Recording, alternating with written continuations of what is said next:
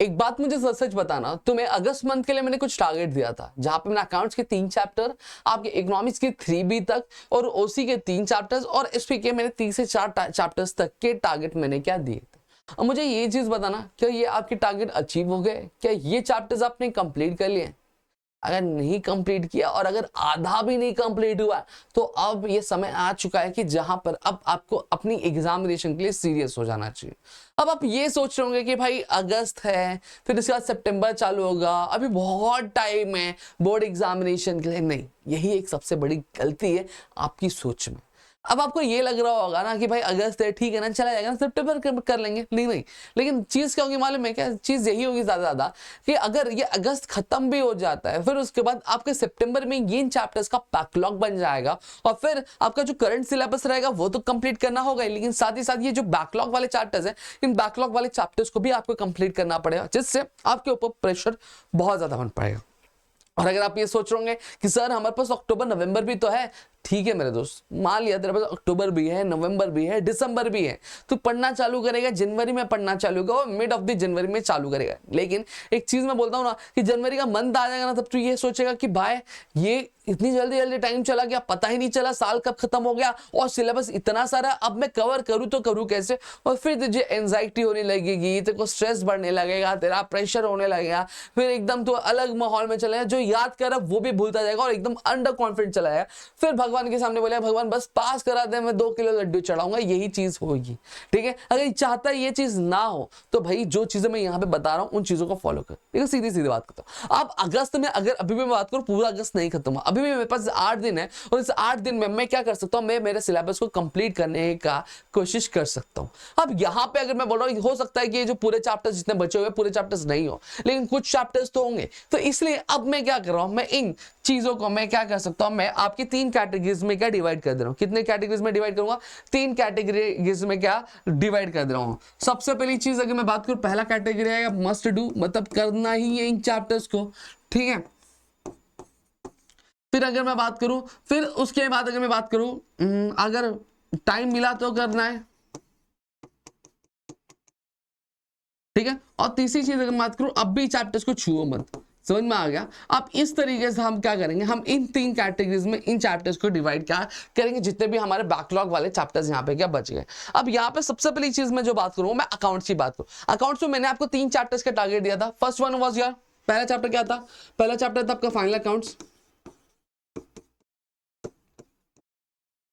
ठीक है, दूसरा अगर मैं बात करूं आपका एनपीओ था, और तीसरा अगर मैं बात करूं, मैं एडमिशन को मैंने यहाँ पे दिया था। अब यहाँ पे अगर आप मेरे से पूछोगे कि सर कौन से चैप्टर्स अभी मुझे 8 दिन में कवर करना चाहिए, तो देखो मैं आपको सीधी सीधी बात करूं कि सबसे पहले मैं हमेशा से कहता हूं कि आपका जो फाइनल अकाउंट्स है और ये जो एनपीओ, ये सबसे पहली प्रायोरिटी आपकी होनी चाहिए। अब ये पहले चैप्टर्स आपको कंप्लीट करो, क्योंकि ये जो है ये आपके टोटल 16 कितने, टोटल 32 मार्क्स आपके क्या करवाने वाले, ये कंफर्म करवाने वाले हैं। तो सबसे पहली चीज मैं यहाँ पे कहूंगा कि अगर इन 8 दिनों में मैं ये कहता हूं कि पहले फाइनल अकाउंट्स और एनपीओ को करो। एडमिशन को अगर नेक्स्ट मंथ भी स्टार्ट करोगे तो भी कोई दिक्कत नहीं, आप आराम से उसको क्या कवर कर सकते हो। और एडमिशन अगर आपका आ गया तो रिटायरमेंट डेथ तो आपका बहुत आराम से होने वाला है, डिसोल्यूशन भी बहुत आराम से चीजें कवर हो जाएंगी। समझ में आ गया? तो इसलिए मैं कहूंगा कि सबसे पहले फाइनल अकाउंट्स और एनपीओ, इन चैप्टर्स को इन 8 दिनों में कवर करने की कोशिश करो। अब इन 8 दिनों में अगर मैं बात करूं तो फाइनल अकाउंट्स को 4 दिन दो, एनपीओ को 4 दिन दो। और ये मैं कह रहा हूं ये बहुत इजी है, बहुत आराम से आप क्या कर सकते हो, चीजों को कवर कर सकते हो।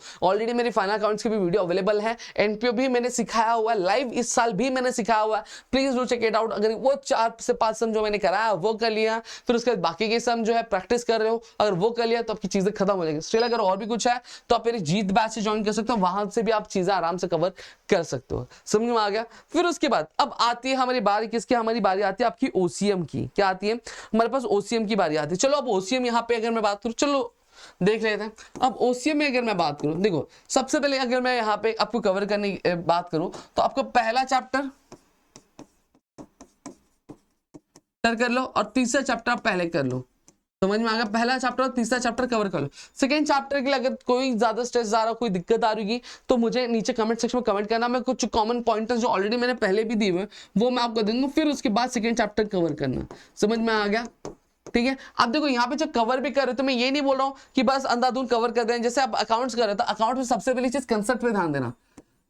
कंसेप्ट अगर आपके क्लियर होंगे तो सम सॉल्व करना बहुत ज्यादा इजी हो जाएगा। ऑलरेडी अगर जिन्होंने मेरे से अकाउंट्स पढ़ा होगा, जो मेरी चीजें फॉलो करते होंगे, मैं हमेशा से सबसे पहले कोई भी लेक्चर हो मैं पहले कंसेप्ट सिखाता हूं, क्योंकि जब आप कंसेप्ट में अच्छा खासा टाइम लेता हूं, क्योंकि कंसेप्ट में अच्छा खासा टाइम लेता हूं कि जब बच्चे कंसेप्ट समझ में आ जाता है उसको, तो उसके लिए सम सॉल्व करना, सम को समझना, क्वेश्चन को समझना, क्वेश्चन की जो एंट्रीज है ये समझना, ये बहुत ज्यादा आसान बन जाता है। ठीक है, तो इसलिए मैं सबसे पहले कंसेप्ट पे ध्यान देगा।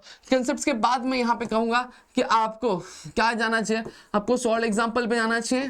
फिर उसके बाद अगर मैं बात करूं, आपको प्रैक्टिकल प्रॉब्लम्स पे आपको जाना चाहिए। अगर पीवाईक्यूज अभी नहीं हो पा रहे, कोई दिक्कत नहीं मेरे दोस्त, हम सितंबर में आराम से एज एन प्रैक्टिस पीवाईक्यूज भी कंप्लीट कर लेंगे, कोई दिक्कत नहीं। समझ में आ गया? अभी के लिए तो मैं बस बोलूंगा कि कंसेप्ट पे ध्यान दो, सॉल्व एग्जांपल पे ध्यान दो, प्रैक्टिकल प्रॉब्लम्स पे ध्यान दो, प्लस जो आपके एक्सरसाइज के जो ऑब्जेक्टिव क्वेश्चन, उन ऑब्जेक्टिव क्वेश्चन पे ध्यान दो। ये 3 से 4 चीजों पे मैं कह रहा हूं, इन पे आपको सबसे पहले ध्यान देना चाहिए। ठीक है, फिर ओसीएम में भी सेम चीज की मैं बात करूं, what I will do is कि मैं आपको ये कह रहा हूं, पहले कंसेप्ट पे ध्यान देना है, फिर उसका जो टेक्सचुअल क्वेश्चंस है उनको कवर करो, ये आपके लिए मस्ट टू डू है। प्लस इसमें एक चीज और आप कर सकते हो, वो क्या है, वो ये है कि आपको क्या करना चाहिए, आपको एक क्राइटेरिया बना लेना चाहिए।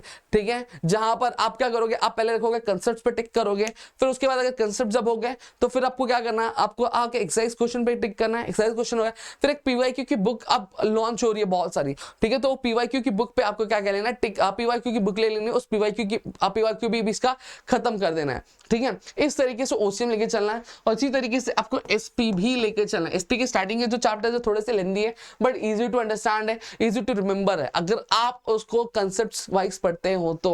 जैसे अगर मैं बात करूं कॉर्पोरेट फाइनेंस, ये बहुत इजी चैप्टर है। सोर्सेज ऑफ कॉर्पोरेट फाइनेंस भाई कुछ नहीं है, बहुत इजी। यहाँ हम शेयर्स के बारे में पढ़ते हैं, we are learning about debenture, we are learning about bonds, we are learning about equity shares, preference shares. ठीक है, ये सारी चीजों बारे में पढ़ते हैं जो बहुत ही ज्यादा सिंपल है। ठीक है, ये चैप्टर्स आपके कवर कर सकते हो, और इनमें भी सबसे पहले कंसेप्ट्स करो, फिर एक्सरसाइज के क्वेश्चंस करो। Then when I do talk about economics, तो इकोनॉमिक्स में देखो सबसे पहली चीज अगर मैं बात करूं, पहला चैप्टर बहुत ज्यादा इजी है और सिंपल है। हाँ, लेकिन बहुत सारे मेरे बच्चे होते हैं जो इस चीज में बहुत ज्यादा घबराते हैं, लेकिन घबराना नहीं मेरे दोस्त। आपको क्या करना है, आपको माइक्रो मैक्रो कवर करना है। माइक्रो मैक्रो में मैं बोल रहा हूँ टाइम दो, मैं ये चीज कह रहा हूं, introduction to micro macro economics में टाइम दो। अब टाइम देने के लिए मैं किस लिए कहता हूं, इसकी वजह क्या है कि देखो माइक्रो मैक्रो में कैसा होता है, बच्चे होते हैं जिनको इक्विलिब्रियम क्या होता है ये नहीं समझ में आता है, पार्शियल इक्विलिब्रियम क्या होता है ये नहीं समझता है, जनरल इक्विलिब्रियम क्या है, जनरल प्राइस लेवल क्या है। सबसे बड़ी दिक्कत तो उनको मैक्रो इकोनॉमिक्स के स्कोप में आ जाती है, जिनको समझ में नहीं आता है ग्रोथ थियरी ऑफ डेवलपमेंट क्या है। फिर उसके बाद अगर मैं बात करूं income theory and employment theory क्या है, तो ये चीजों में आती है। भाई टाइम दो, थोड़ा सा समझो, बहुत सिंपल है भाई, समझ में आ गया। इन्वेस्टमेंट फंक्शन क्या होता है, कंजम्पशन फंक्शन क्या होता है, थोड़ा सा समझोगे तो चीजें आराम से आएंगी। समझा?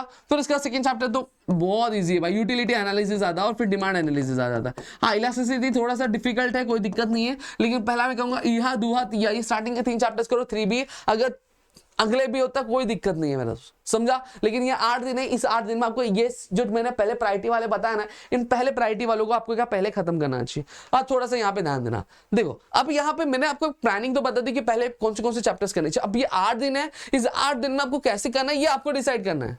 देखो बहुत सिंपल है, 4 दिन अकाउंट्स का पहले चैप्टर को दो, 4 दिन अकाउंट्स के दूसरे चैप्टर को दो।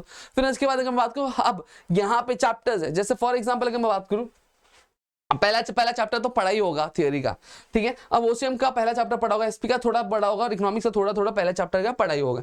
अब यहाँ पे आप अल्टरनेट बेसिस पे क्या कर सकते हो, चैप्टर्स कंप्लीट कर सकते हो। इकोनॉमिक्स है, इकोनॉमिक्स के 2 चैप्टर्स का टारगेट रखो पहले, ओसी का 2 चैप्टर और एसपी का 2 चैप्टर का पहला टारगेट रखो, ठीक है। लेकिन अगर 3 चैप्टर हो जा रहे तो वेल एंड गुड है, लेकिन अगर नहीं हो रहे तो कोई दिक्कत नहीं, लेकिन कुछ नहीं से अच्छा कुछ तो अच्छा है। 2 चैप्टर्स तो आप पहले कंप्लीट करके रख दो साइड बाय साइड, समझे, साइड बाय साइड पहले 2 चैप्टर्स कंप्लीट करके दो, समझा। ये इस तरीके से। अब देखो आपके पास 2 ऑप्शन क्या है, पहले ये 8 दिन जी जान लगा दो, आपका पूरा सिलेबस जो है इस साल का, इस महीने का टारगेट है वो पूरा कंप्लीट कर दो, और अब सितंबर में थोड़ा सा रिलैक्स हो जाओ। या फिर दूसरा टारगेट ये कि आराम से करो, चिल करो, लेकिन बाद में स्ट्रेस एंजाइटी का शिकार बनो। ये आपके पास 2 ऑप्शन है। अब आपको करना क्या है क्या नहीं करना है ये आपके ऊपर पूरा डिपेंडेंट है। अब एक चीज और गुड न्यूज मैं आपको बता दूं, गुड न्यूज जो है कि अगले हफ्ते से मैं पूरा वीक लाइव लेने वाला हूं आपके 12th स्टैंडर्ड वालों के लिए। अगर आपको लाइव चाहिए तो फटाफट से इस वीडियो को शेयर करो, दोस्तों के साथ शेयर करना, ठीक है। और कमेंट सेक्शन में कमेंट्स करके जरूर बताना कि इससे लाइव चाहिए कि नहीं चाहिए, ठीक है। इस वीडियो को मैं लास्ट में अनाउंस इसलिए कर रहा हूँ क्योंकि मैं भी देखना चाहता हूँ ना कितने बच्चे लास्ट तक मुझे सुनते हैं, ठीक है। तो चलो मिलता है हमारे अगली वीडियो में, तब तक के लिए घर पर सुरक्षित अपना ध्यान रखना दोस्तों। जय हिंद दोस्तों।